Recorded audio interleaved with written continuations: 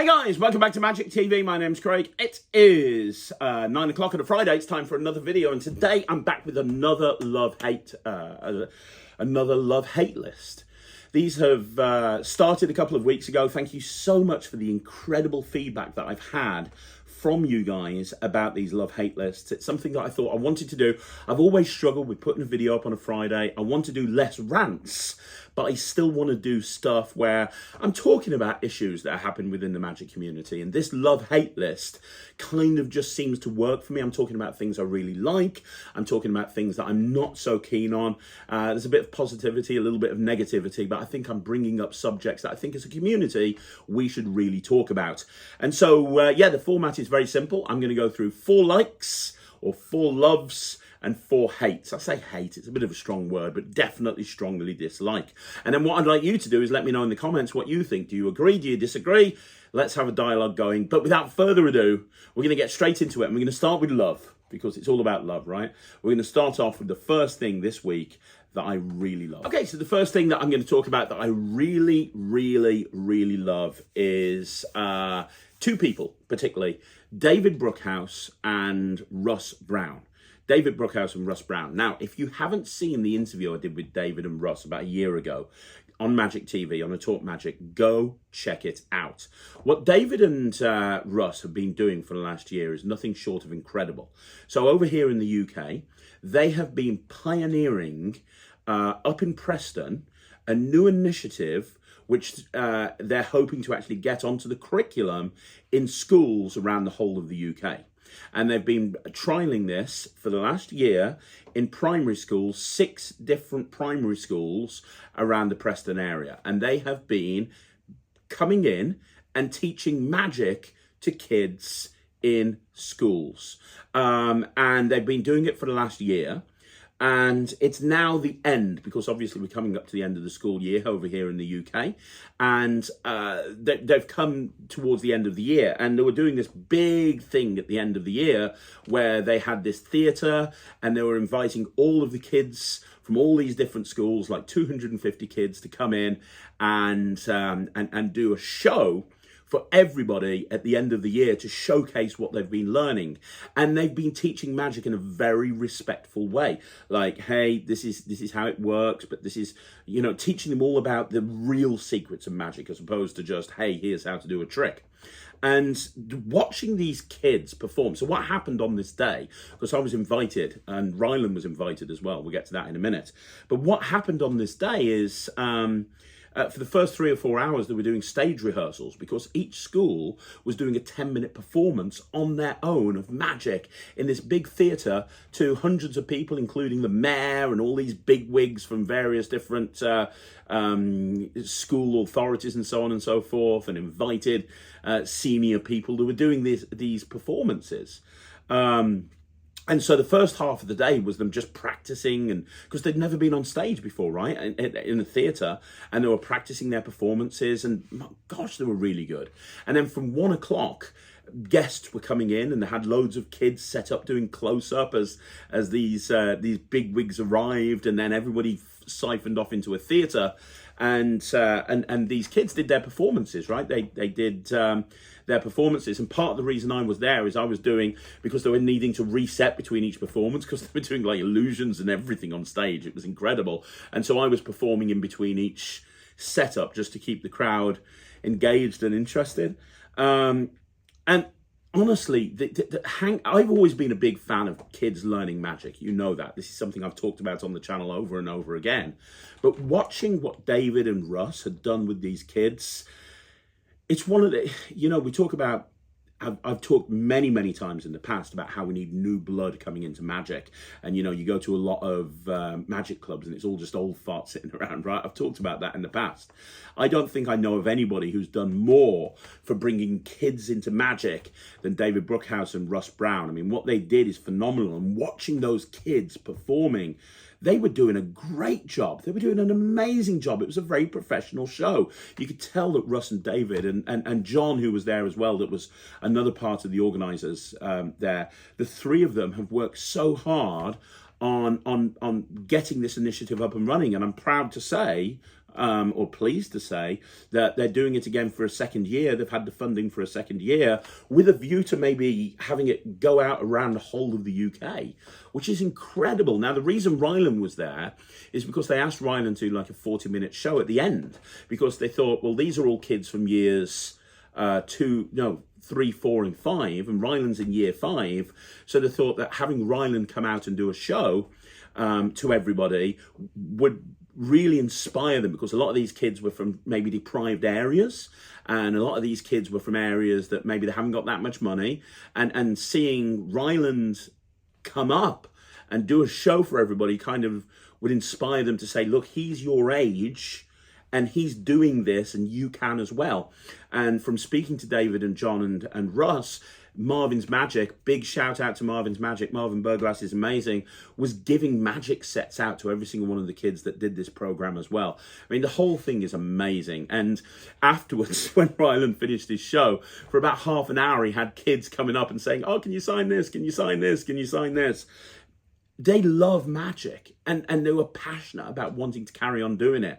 So the first thing that I loved was just being invited to this thing and watching how much passion those kids have, and watching how hard Russ and David and John had worked in order to make that happen, and the relationship they had with those kids was nothing short of brilliant. So, you know, my virtual hat is off to those guys.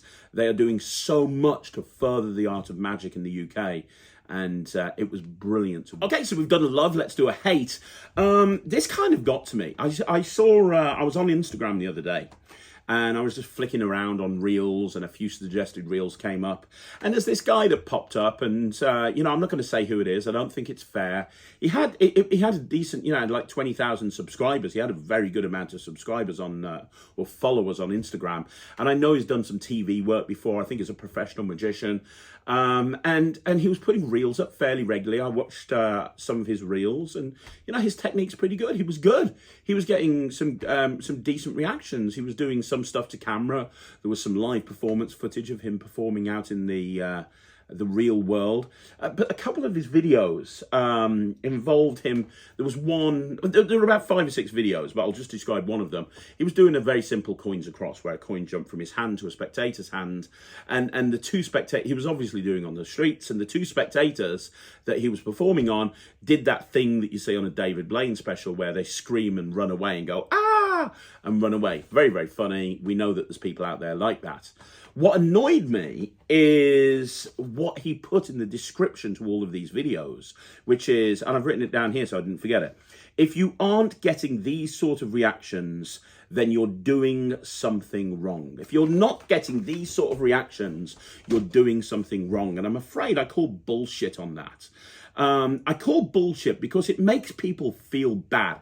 You're telling me that if I can't get those sort of reactions, then I'm not a real magician. I'm doing something wrong. It's me. You know as well as me that you're never going to get those reactions at every single performance, every single time. Hell, on your Instagram feed, there were a load of very muted reactions from people that didn't scream and run off. You know, that ego massaging bullshit is just ridiculous. Whether you get those reactions or not is based on a million things. The environment you're performing in, the type of people that you're performing to, the age of the people that you're performing to, the type of gig that you're performing at, and throwing a camera in someone's face is sometimes a big factor into whether people will react like that or not. And you know what? There's going to be amateurs, because you've got 20,000 subscribers or followers or whatever the fuck it is on Instagram. You're going to have people that are following you that are new into magic, that are hobbyists, that are amateurs, that are, maybe they've done a gig or two and that's it. And they're watching you and they're looking up to you because you've got 20,000 plus followers and you're putting content up all the time and you obviously know a lot of magic. And they're watching your thing and they're going, if you're not getting reactions like this, you're doing something wrong. It makes them feel like they're doing something wrong. And I've spoken to so many people that have left magic because they don't think that they're good enough. And that bullshit saying, oh, if you're not getting reactions like this, then you're not good enough. That's just fucking ridiculous. That's just ridiculous. There's no reason to put that on that video other than the fact that you're massaging your own ego. You know as well as me, you don't get reactions like that every single time. And to put that crap down on that Instagram page or that Instagram post and go, hey, if you don't get reactions like this, then you're doing something wrong. No, if you don't get reactions like that, you're not doing something wrong. You're just on a, Eugene Burger, one of the greatest performers of our time, would not get reactions like that ever, because that's not his style. However, I guarantee you that Eugene Burger's a better magician than you are, but he's very, very different. He's more cerebral. He's more of a storytelling type of magician, as opposed to somebody that's out there on the streets getting reactions. Don't turn round to people and say, oh, if you don't get the reactions like that, you're doing something wrong. It's damaging to somebody that's new into magic, that's already feeling bad about themselves, and they're flicking through Instagram to try and get themselves their mojo back, and they see this and they go, oh, yeah, they're right, I'm never going to get reactions like that, I'm going to take up knitting. You have a responsibility as a content creator, and that ego massaging bullshit is just ridiculous. I'm fairly confident that somebody is going to know who I'm talking about and that you're going to see this. And if you do see this, know that I'm talking directly to you when I tell you that this is just a ridiculous thing to do, and it's just pathetic. Okay, back to the love list. The last couple of weeks I've been talking about AGT, and I'm back again this week talking about AGT. This time we're talking about Byrnn Cummings. Now, if you don't know who Byrnn Cummings is, she's a 12-year-old ventriloquist, a girl ventriloquist who has combined magic with ventriloquism. And there's so much that I love about this. First of all, I love the fact that there's a girl getting into magic and being a role model for other girls her age. That's fantastic. I also love the fact that she is an incredible ventriloquist and yet was doing very, very strong, hard-hitting magic. It would have been very easy to put an act like this together and go, oh, you know what, the magic's not important, so instead we'll just focus on the ventriloquism and the magic can be just an extra thing. But no, the magic was incredibly strong. I don't think she actually referred to it as magic, she referred to it as mentalism. And the mentalism was really, really strong. And it built really nicely. And the relationship between her and her puppet, it wasn't really her doing the magic, it was her puppet doing the magic on her. And she was just a conduit that was receiving this stuff. I thought it was great. I also love the fact that she played off everybody expecting her to be like Darcy Lynn, right? So she came out, everybody thought she was going to sing and do ventriloquism because that's what people expect since Darcy's been on AGT. And then the puppet was like, no, I'm not doing that anymore. And she's like, what? Go and check her facial expressions out.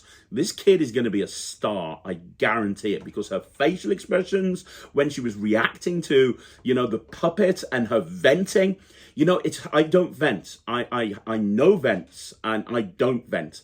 But I know it's harder to vent when you're close to the audience. She came straight down to the judge's desk and was doing it literally inches from their face, and it looked great. I thought the whole thing was brilliant, and it elevates magic, and that's why I love Got Talent programs so much. People ask me why I love Britain's Got Talent and I love America's Got Talent, and part of the reason is it elevates magic, it brings magic up, and this is another example. I love that there's this strong female role model that's showing that you can combine two things that nobody ever thought of combining before, and doing it in a really entertaining, engaging way. And I'm telling you right now, she's going to go really far in this competition. Okay, so we're back onto the hate list. Another thing that I hate. Another thing that I really, really hate. And I've hated this for a while, but it's recently reared its ugly head. So there's a few people in magic that decide that they want to be business gurus. And that's fine. And there's certain people that do it right. Like Paul Martin, he puts his money where his mouth is and then some. He's teaching people to do things that he's done, and he's showing you exactly step by step what you need to do to get there. great. There's other people in magic that set themselves up as business gurus, and frankly, they have no idea what they're talking about. Now, I know that on the Netrix, on the silver level, I talk about business growth and I talk about how to get more business and how to get more work. I like to feel that I know what I'm talking about when it comes to this sort of thing. I've been booked by various different companies to speak about business growth and business development outside of magic. I mentor business owners outside of magic. I also mentor magicians inside magic and teach them how to take their business to the next level. But even I wouldn't call myself a business guru or anything like that. I just can share what works for me. However, there are more and more people that are setting themselves up as business gurus. And I was listening to a podcast recently where one of these people was being interviewed. And I didn't realize that this person had set themselves up as a business guru. I just wasn't even aware of that. So I did what I always do. And when somebody sets themselves up as a business guru, I go do some digging around and some prodding, and I do some website analysis, and I do some I check around to see if the stuff that they're talking about they actually do themselves. And this person was talking about how to get to the top of Google, and their website wasn't even ranking really. I mean, I don't understand how somebody can buy into a program without doing any due diligence, without actually looking at it and going, well, okay, does this person know what he's talking about? Well, apparently not. But whatever, that's not the thing that really annoyed me. The thing that really annoyed me was listening to this podcast and listening to this guy regurgitate the sort of crap that you would hear Grant Cardone say, the sort of crap that you'd hear those motivational speakers say. And the one thing, and I've got it written down here, the one thing that really pisses me off about a lot of these business gurus, and I hear it all the time. If you want to be successful, you've got to work 100 hours a week while everyone else is sleeping. You got to be working. I take every TV out my house because television is a distraction. If I've got that television on my wall, then the problem with that is at every minute I'm watching TV, my mind is rotting. And every minute I'm watching TV, I'm not focusing on my business. I've got to hustle. I've got to hustle. I've got to hustle. I've got to do 100 hours a week. Every day that I'm not working hard, I'm falling behind. If you want to get more business, if you want business success, then you've got to work your ass off. You've got to work. Fuck you, motherfucker. No, you don't. Jesus Christ, I hate the message that comes out like that. It's not fucking true. So you're telling me, right, that in order to be successful, and this guy that's doing this, to be clear, it's not like he's got a big agency. It's not like, I don't even know if he's VAT registered, which is a big element as to whether you're actually successful or not in terms of income.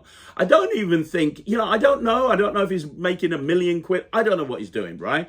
But he's turning around to everyone and saying, I'm successful because I work 100 hours a week. If that's what I need to do to be successful, I don't want to be successful. Because if I'm working 100 hours a week, I ain't going to see my kids. If I'm working 100 hours a week, I ain't going to see my family. If I'm working 100 hours a week, I'm not going to be able to do the things I like. But you shouldn't have a TV in your house because a TV... I like watching TV. I want to watch TV. If I'm working all of the time, then what's the fucking point? Even if I'm making £10 million a year, I can't spend it on anything because I'm too busy fucking working 24/7. I like watching television. I like watching the wrestling. I sat down and watched the Uncharted film with my kids and my wife yesterday. Is that bad? Should I have been sitting there like sweating buckets thinking, fuck me, someone give me a spreadsheet?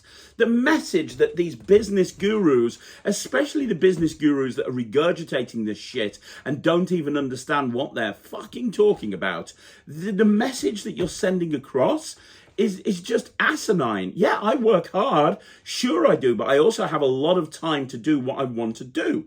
Went to the gym this morning because I'm trying to get fit. Later on, I'm going to be sitting down and I'm going to be playing Zelda with my kids. Then probably in the evening, I'll watch a film with my wife. I'll probably only do about 7 or 8 hours work today. My God, Craig's not going to be successful. I don't fucking care. I don't want to be successful if I have to remove every television from my house and I have to work 100 hours a week. If you're the business gurus that are out there preaching this shit, then please stop. And if you are going to set yourself up as a business guru in magic, then at least know what you're fucking talking about. Okay, so the next love, this is really up and down, isn't it? So weird. This next love is Face the Podcast. So Gordon Drayson has set up, if you don't know who Gordon Drayson is, he's an ex-Children's Entertainer of the Year. He entered and won the Children's or the Family Entertainer of the Year at the Blackpool Magic Convention. He's a very in-demand close-up magician, very in-demand kids entertainer. In the past, he's run various different websites. He's a web designer. He's an expert at Google. He's got a double act that's very, very popular, that's toured the UK. Everything he turns his hands to has become successful. And yeah, he's very, very good, very, very good performer and very, very good businessman as well. He kind of gets it. So he's just started a new podcast called Face the Podcast, which is for children's entertainers and family entertainers. And it's brilliant. It's absolutely fantastic. I saw the post in Tricks in the Sticks. If you don't know what Tricks in the Sticks is, it's the one of the two big conventions in the UK for children's entertainers. I was lecturing there earlier this year, and he was there, and he posted in the Tricks in the Sticks group about this podcast. I saw it. I really liked it. I love it when people put podcasts. I watch more podcasts than I do YouTube because I travel around a lot, and watching podcasts or listening to podcasts on Spotify gives me the chance to listen to it without actually having to sit there in front of a screen. Very, very, very impressed with the new podcast. So I just wanted to give him a shout out. I wanted to give Gordon a shout out. Let everyone know that you should go check it out. Go check out I don't know what I'm talking about. Go check out Gordon Drayson's new podcast. It's called Face the Podcast. You can go check it out on all your favorite podcasting platforms. It's really good. Okay, so the next thing that I'm a bit miffed about is the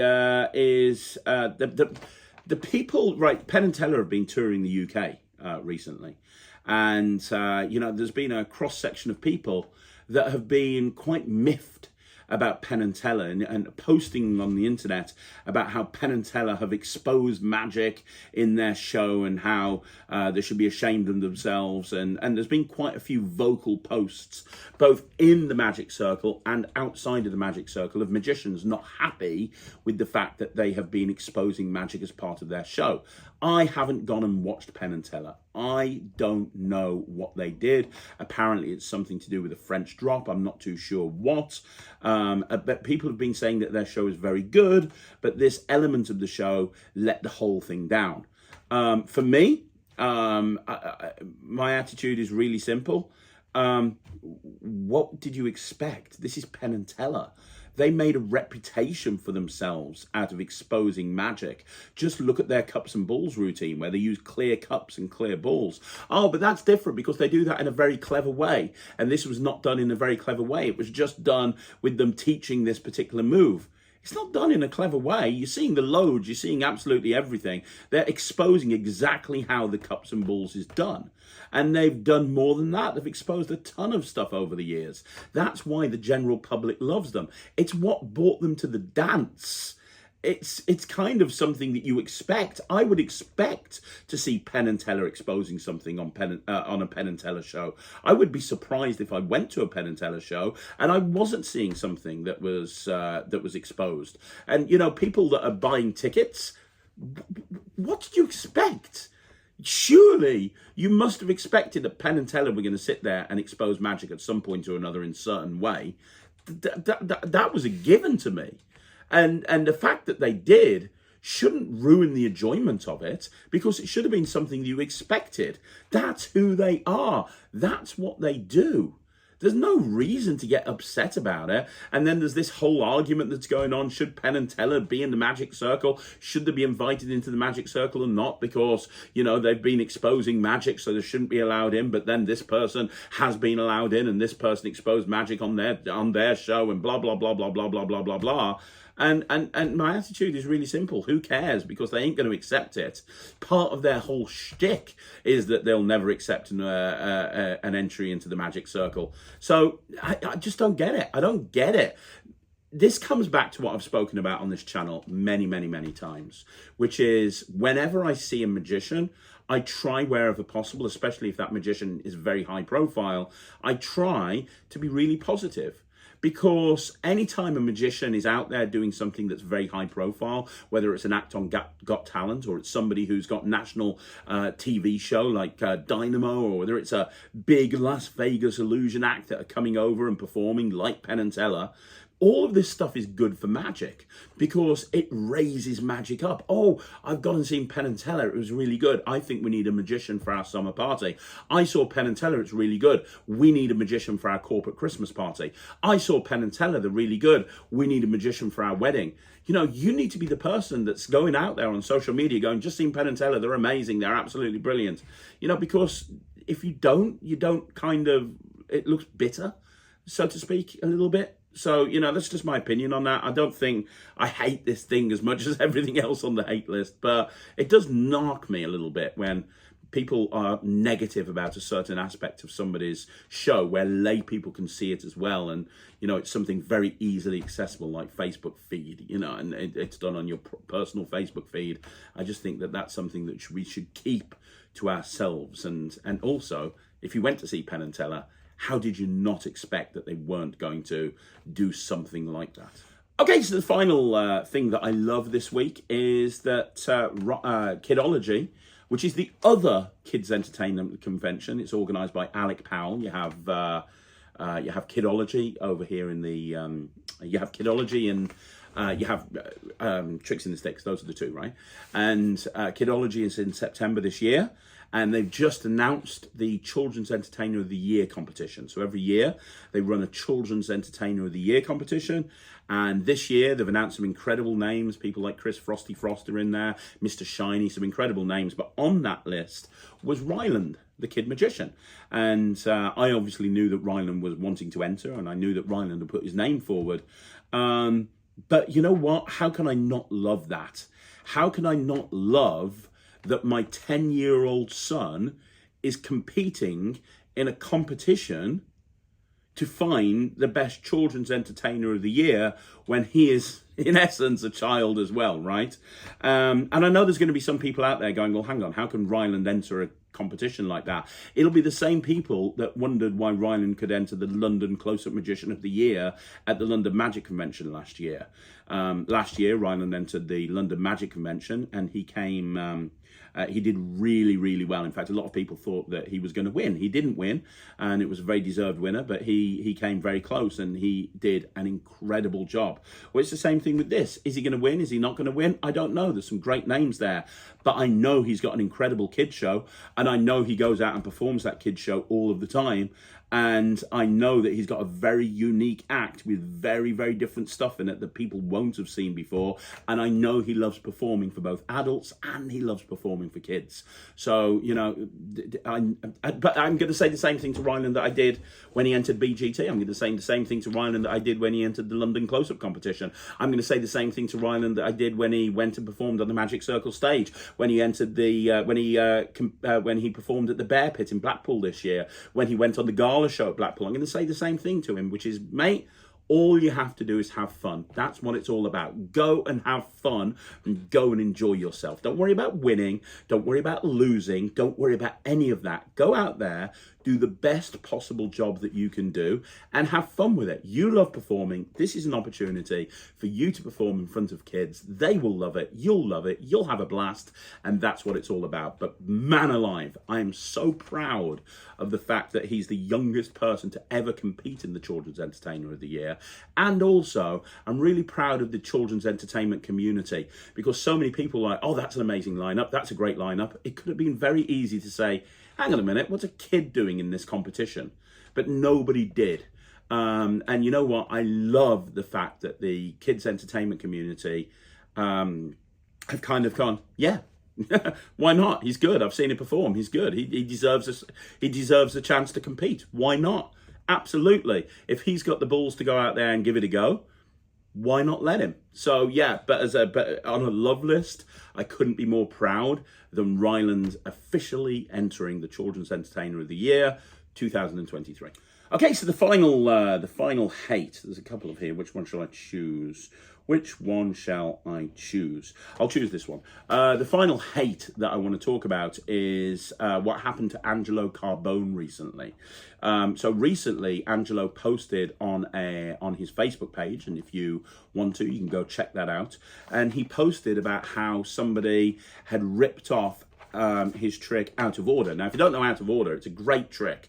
Basically, you've got these cards that are riveted together and they can't change the order.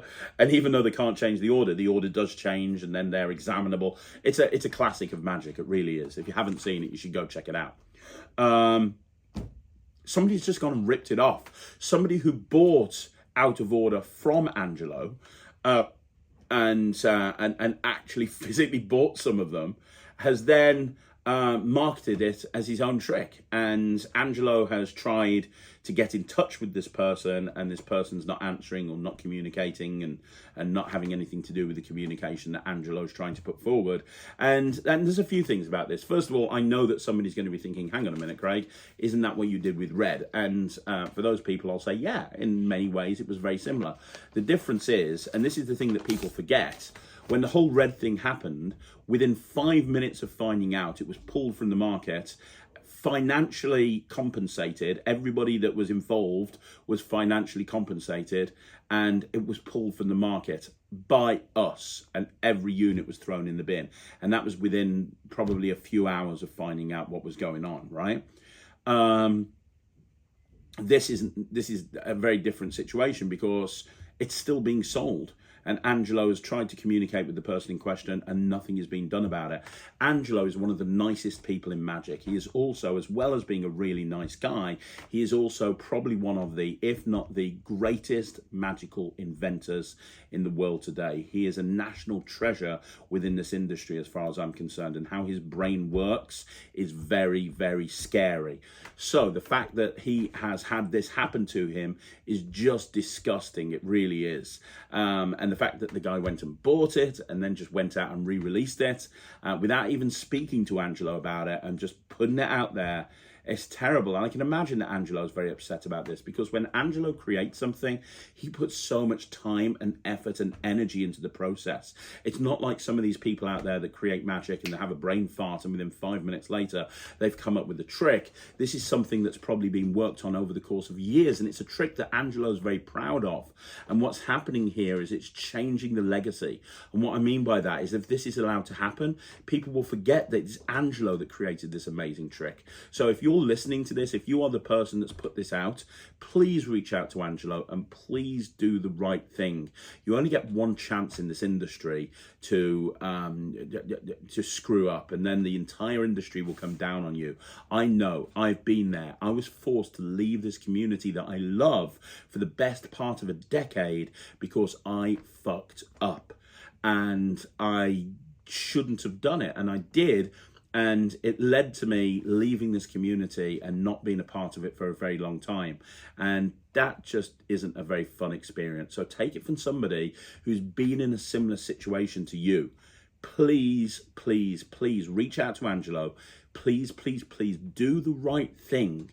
It's not too late to do the right thing. It really isn't. But what you can't do is not communicate, because the only way that you're going to be able to fix this is by communicating. And trust me, Angelo is such a name to be revered in this industry that if you don't do something, it's not going to reflect very well on you at all. Mark my words.